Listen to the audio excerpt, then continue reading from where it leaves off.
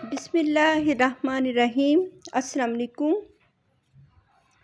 Mexican petunia, ये किसी बहन भाई ने फरमाइश की थी कि ये मैक्सिकन पिटूनिया पे एक वीडियो बनाऊं।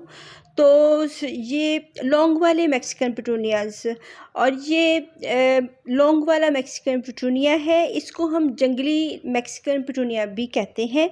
ये खुद ब खुद ग्रो हो जाता है हमारे प्लांट में। और जो ड्वार्फ वैरायटी होती है वो हम बाई करते हैं, उसको ख़रीदा जाता है। और वो ऐसे वो भी निकल सकते हैं किसी पॉट में से, या हमारी खाद के साथ आ सकते हैं, या वहाँ किसी पॉट में जो हम नर्सरी से बाई करते हैं उसमें उसके सीड्स हो सकता है, और वो फ्यूचर में मैक्सिकन पिटूनियाज़ के प्लांट्स बन जाएं। ये अमूमन इनके कलर्स पर्पल कलर ही होते हैं ज़्यादातर। और जो हाइब्रिड वैरायटी होती है, ड्वार्फ वाले होते हैं, उनमें पिंक, पर्पल और वाइट कलर, ये 3 मेरे पास है। ये लॉन्ग वैरायटी का मैक्सिकन पिटूनिया है और ये ड्वार्फ वाला है। ये मिक्स है सारे लगे हुए। इनमें ड्वार्फ भी है, ये ड्वार्फ वैरायटी है, और इन्हीं में लॉन्ग वैरायटी भी है। मैक्सिकन पिटूनिया जो होते हैं ये ख़ुद से अपनी प्रोपगेशन करते रहते हैं, क्योंकि इनके सीड्स बनते हैं जो कि स्प्रिंकल हो जाते हैं। जब वो ब्राउन कलर के हो जाते हैं, पक जाते हैं, तो वो स्प्रिंकल खुद ही पॉप हो जाते हैं जब इनके ऊपर वाटर पड़ता है, या रेन वाटर, या हम वैसे ही इनको पानी देते हैं प्लांट्स को। तो फिर ये इनके सीड्स खुद ब खुद खुल जाते हैं, पॉप हो जाते हैं, जिससे ये अपने तमाम जो सीड्स होते हैं दूसरे गमलों में स्प्रिंकल कर देता है, जिसकी वजह से ये हमें इनको उगाने की ज़रूरत नहीं होती, और ये खुद ब खुद अपनी प्रोपगेशन करते रहते हैं। जो इनकी ब्रांचेस ड्राई हो जाती है हम उनको निकाल देते हैं। ये इनका नेचुरल तमाम प्लांट्स का होता है कि वो अपना लाइफ सर्कल पूरा करके वो ख़त्म हो जाता है, और उससे पहले पहले हमने इनके सीड्स से इनकी प्रोपगेशन करनी होती है। ये ग्रीन कलर के इसके सीड पॉट हैं, लेकिन जब ये पक जाते हैं तो ब्राउन हो जाते हैं।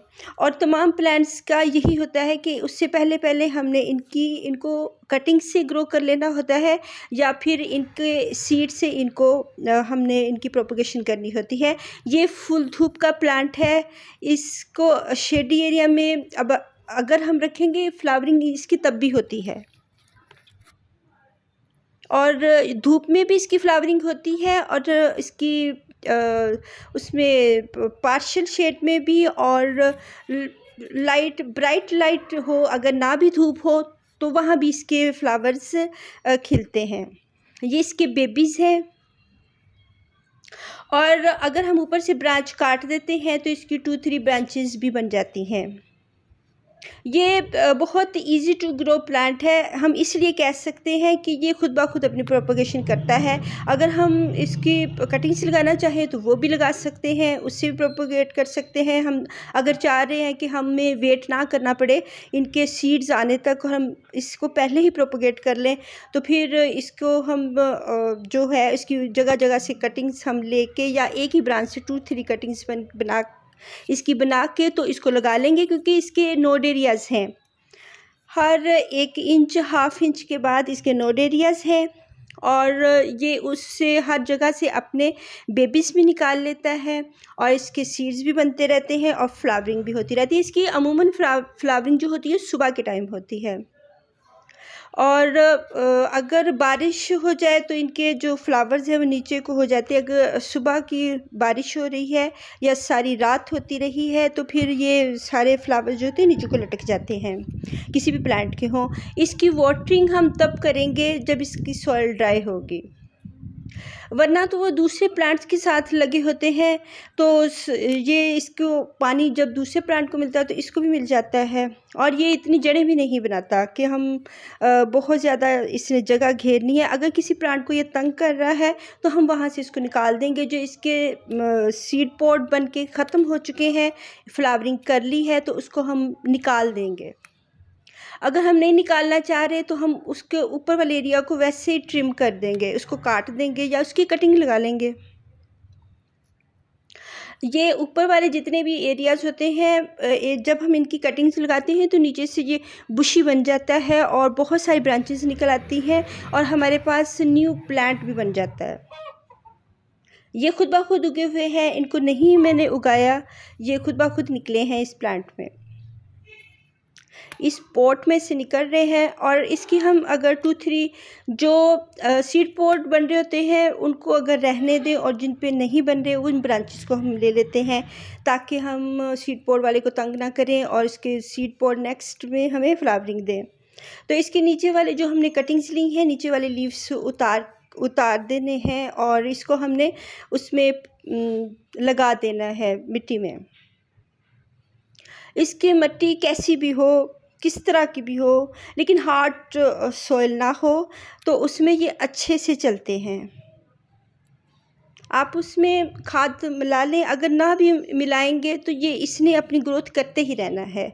ये कोई मुश्किल प्लांट नहीं है। जो बिगिनर्स हैं उनको तो मुश्किल लगता है कि ये बहुत मुश्किल प्लांट है, लेकिन जो इसको ऑलरेडी अपने गार्डन में रखे हुए हैं और समझ चुके हैं इन प्लांट्स को, तो उनके लिए कुछ मुश्किल नहीं होता। तो इस तरह जो बिगिनर्स हैं जो कहते हैं कि इस पे वीडियो बनाएं, तो फिर उनके लिए ये वीडियो है। और इसको अगर हम, ये पहले मैंने कटिंग से लगाई हुई है, उसकी कुछ जो होते हैं लेंटेनस और कुछ और कटिंग्स मैंने लगाई हुई हैं, पेरीविंकल सदाबहार की भी। तो ये पॉट इसमें हाफ़ जो है सैंडी सॉइल है और हाफ़ मिट्टी है। आप भल मिट्टी ले लें, उसमें भी सैंड होती है। अगर आपके पास भल मिट्टी नहीं है तो आप आम सी मिट्टी लेके उसमें सैंड ऐड कर दें, हल्की फुल्की गोबर की खाद और लीफ कंपोस्ट सबसे बेस्ट है, वो फंगस भी क्रिएट नहीं करती। और जो लीव्स वाले जो प्लांट्स होते हैं, ये मेरी लैंटाना की कटिंग से लगाई हुई, एक्लीफा की कटिंग से लगाई हुई है। आप रेनी सीज़न में जितना भी जुलाई अगस्त सितंबर के मंथ है, इनमें आप बहुत ज़्यादा गर्मी और सर्दी में कटिंग्स नहीं लगा सकते, वरना आप पूरा साल आप कटिंग्स लगा सकते हैं। बहुत ज़्यादा गर्मी में कटिंग्स नहीं चलेंगी और बहुत ज़्यादा सर्दी में कटिंग्स नहीं चलेंगी, वरना पूरा साल आप कटिंग्स लगा सकते हैं किसी भी मंथ में। मई जून और दिसंबर के मंथ में अगर बहुत ज़्यादा सर्दी नहीं है तो फिर आप दिसंबर में भी लगा सकते हैं कटिंग्स। इस तरह इसका ये अभी सीड पॉट ब्राउन नहीं हुआ, ये अभी कच्चा है और ये फली टाइप का होता है। इसमें से जो होते हैं सीड्स ग्रीन है, ये ब्राउन होते हैं जब ये पक जाता है। अभी ये कच्चा है तो ये इसके सीड ग्रीनिश येलोइश कलर के हैं। तो ये मैं इसलिए दिखा रही हूँ कि ये अभी पके नहीं हैं। जब ये पक जाएंगे तो ये फिर अपने आप को खुद ही स्प्रिंकल कर लेते हैं, ये फली खुल जाती है और इसमें से सीड्स तमाम पॉट में स्प्रिंकल हो जाते हैं। अल्लाह पाक आपको ढेरों कामयाबियाँ अता फरमाए। अल्लाह हाफिज़।